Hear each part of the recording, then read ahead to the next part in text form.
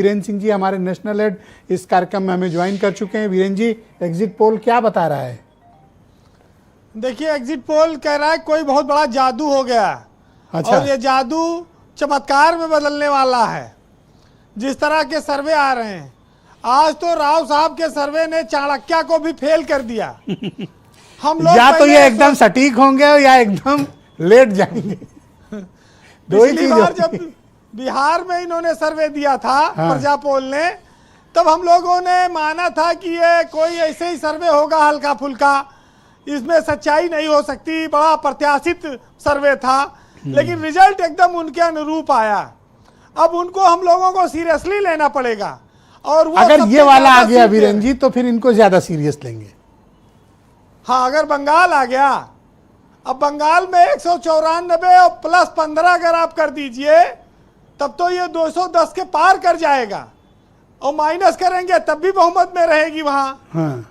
तो राम मोहन राव साहब के सर्वे से सारे सर्वे फेल हैं। इस देश में आज 6 सर्वे आए हैं। उन 6 में से 5 सर्वे में बीजेपी की सरकार बन रही है बंगाल में। ओके। तो उसमें सबसे ज्यादा सीट चाणक्य से भी ज्यादा, पोल डायरी से भी ज्यादा। अभी तो चाणक्य का आएगा ना, टुडेज चाणक्य वाले शायद रात में दे रहे हैं, बता रहे हैं।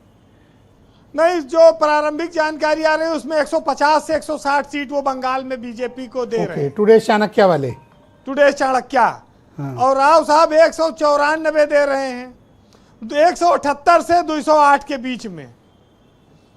तो ये एक बड़ा सर्वे है और वो बिहार में सबको चौंका चुके हैं। देखिए, चुनाव में हार जीत चलती रहती है।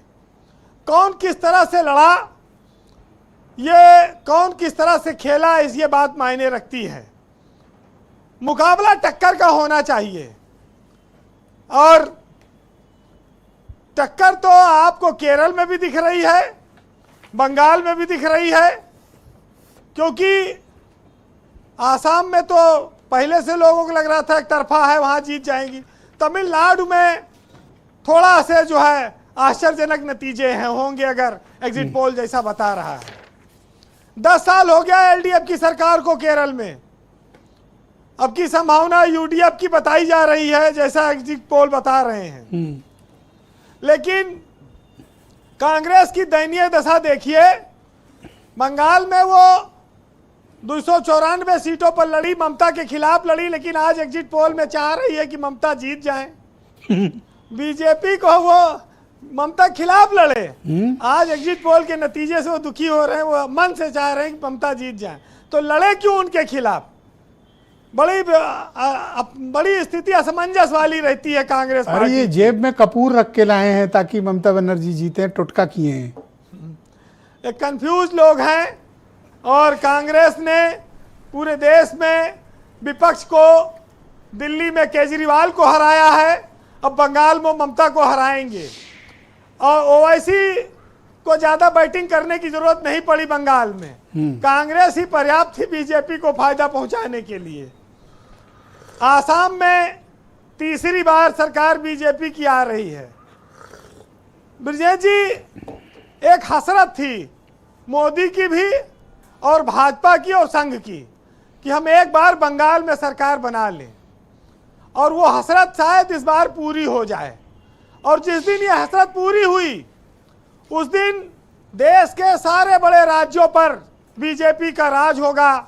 उड़ीसा, बंगाल, बिहार, उत्तर प्रदेश, मध्य प्रदेश, राजस्थान, गुजरात, जितने बड़े राज्य हैं, सब पर बीजेपी और मोदी का प्रभाव दिखेगा आपको। तो ये बहुत बड़ी उपलब्धि है बीजेपी के लिए, अगर इस पोल में वो जीतते हैं तो। लेकिन चूंकि 4 तारीख को परिणाम आएगा, आज हम लोग एग्जिट पोल के माध्यम से ही बात कह सकते हैं। यहाँ एक चीज और बहुत महत्वपूर्ण है जिस पर बात करनी चाहिए आपको, कि क्या वामपंथ खत्म हो गया है, क्या सीपीआईएम का दौर समाप्त हो गया है, उनको अब अस्तित्व में न माना जाए, और बीजेपी ने क्लीन स्वीप कर दिया है। कहा जाए तो कम्युनिस्ट का बीजेपी में विलय हो गया क्या, ये भी एक सवाल बहुत बड़ा बना हुआ है। मुझे तो लगता है केरल से भी बाहर हुए ना, तो उनका शोक गीत लिखा जाएगा। हाँ, ये बात तो सही है, लेकिन देखिए हमारे यहाँ लोग कहते हैं कि चाहे जितना पाप करो, जाए गंगा में नहा लो, धुल जात है। ओशो कहते हैं कि पाप तुम करो और धोए गंगा। ये कैसे होगा? किसको बेवकूफ बना रहे हो? खुद को कि गंगा को कि दुनिया को? देखिए एक बात बहुत सही है, कर्मों का फल बहुत सीधा सा है कि छल का फल हमेशा छल होता है और आज नहीं तो कल होता है। जी वीरेन जी, तो ये होने है। और जहां तक हौसलों की और चुनाव के परिणाम की बारी है, तो उनको आप इन 4 लाइनों में सुनिएगा कि अभी 4-5 दिन बचा है रिजल्ट का। हौसला रखिए कि हौसला अभी बाकी है और सपनों का घोंसला अभी बाकी है, और लक्ष्य से कह दो रुका नहीं हूं मैं, हार जीत का फैसला अभी बाकी है। बहुत शुक्रिया वीरेन जी, आपका बहुत बहुत धन्यवाद। ग्राउंड जीरो से अपना फीडबैक, ओपिनियन और ऑब्जर्वेशन